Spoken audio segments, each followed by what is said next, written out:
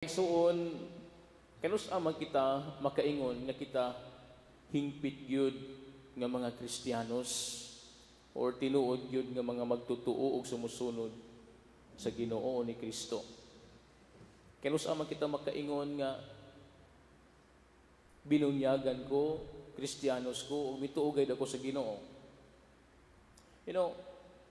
Ang pagka-Kristiyanos dili lamang taman sa pag-ampo, dili lamang taman sa pagsimba kanunay, kundili pagtuman sa kabubuton sa Ginoo.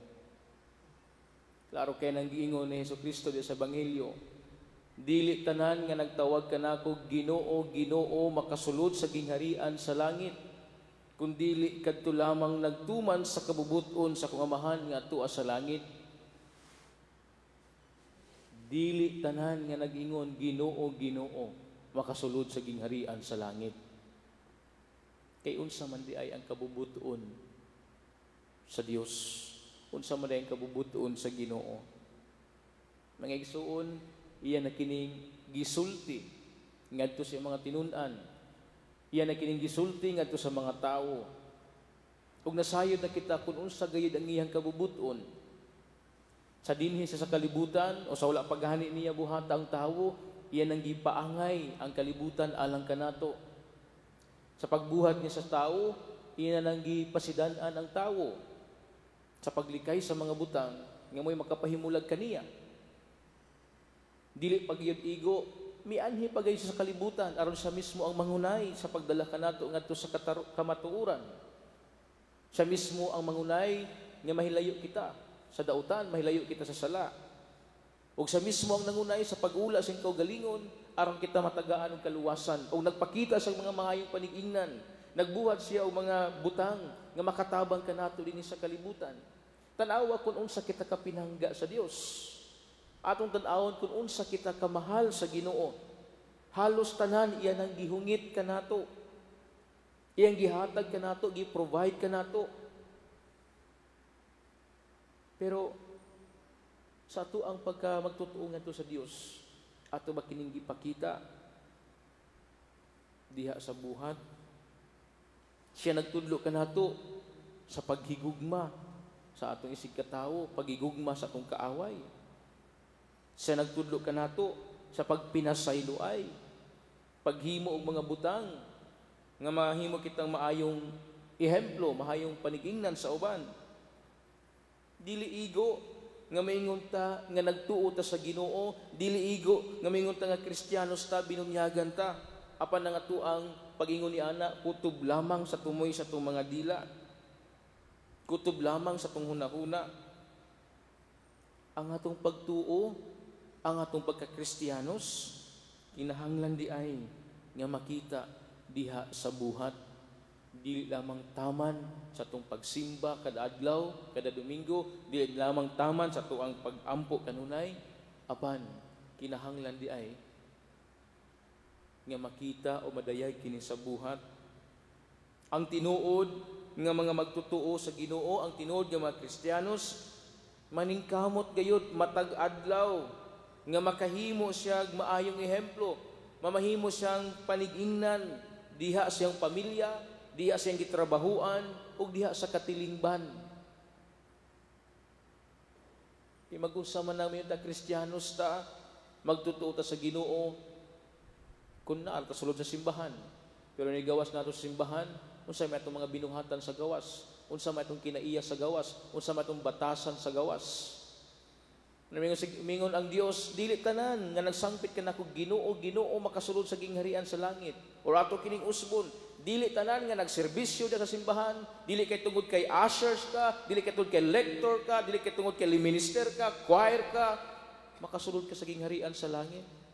O dili kay tungod kay pari ko, makasulod ko dito sa gingharian sa langit. Ang giingon sa Dios, ang nagtuman lamang sa kabubuton sa akong Amahan, mo ay makasulod ngadto sa gingharian sa langit. Kay usahay baya, bisan tuod nagserbisyo ta sa simbahan, bisan tuod nag-usher ta, bisan tuod lector ta, sagling minister ta, pero number 1 po tang mga marites. Number one putang manglibak sa to isig katawo. Number one putang mangdaot sa to isig katawo. Yan ang mga isog mo magtinanawan ako. Ha? Tinuod dili. Dili ba? Yes. Naatuta sa simbahan. Nagserbisyo sa simbahan, nangalaga sa simbahan. Pero kita po'y numero uno nga makapaluya, makapabugnaw sa uban. So inumduman nato, dili tanan nga nagsangpit og Ginoo. Dili tanan nga nagluhod-luhod tubangan sa Ginoo makasulod sa gingharian sa langit, kundi kadto lamang nagtuman sa kabubuton sa Dios. Kung kita isip mga Kristiyanos, isip mga magtotoo sa Dios, nakaangkla gayud ang atuang pagkinabuhi ngadto sa Ginoo, pinaagi sa pagtuman, pagsubay sa iyang pamaagi ug kabubuton sa kalibutan, dili gayud kita basta-basta nga matarog.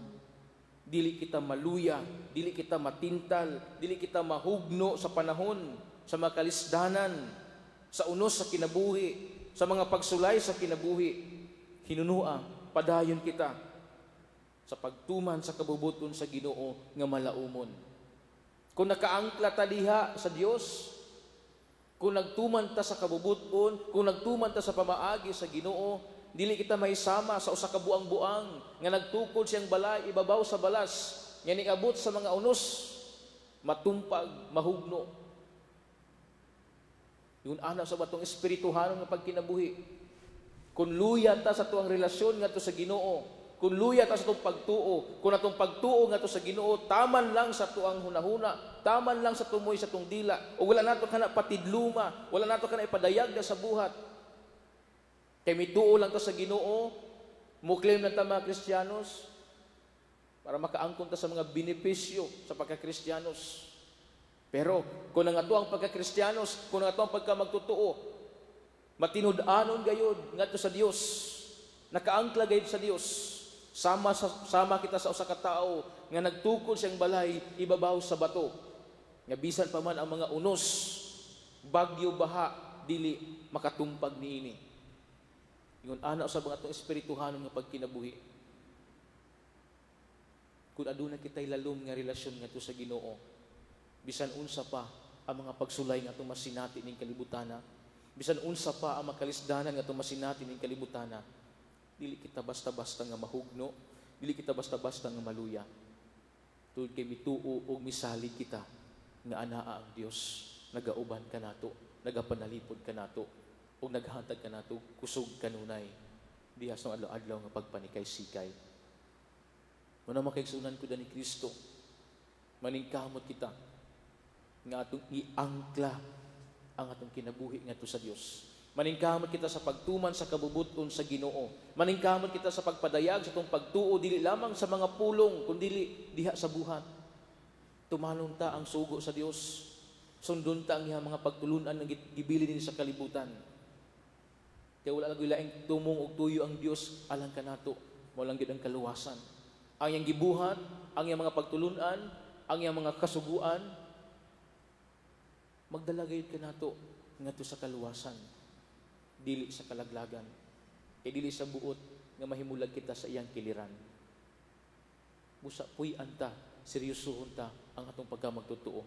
Puy-an ta ang atong pagka-Kristiyanos. Sundon ta ang Ginoo. Subayon ta ang iyang mga pamaagi. Aron sa ingon, magkahiusa gayud kitang tanan ngadto sa iyang gingharian nga walay katapusan.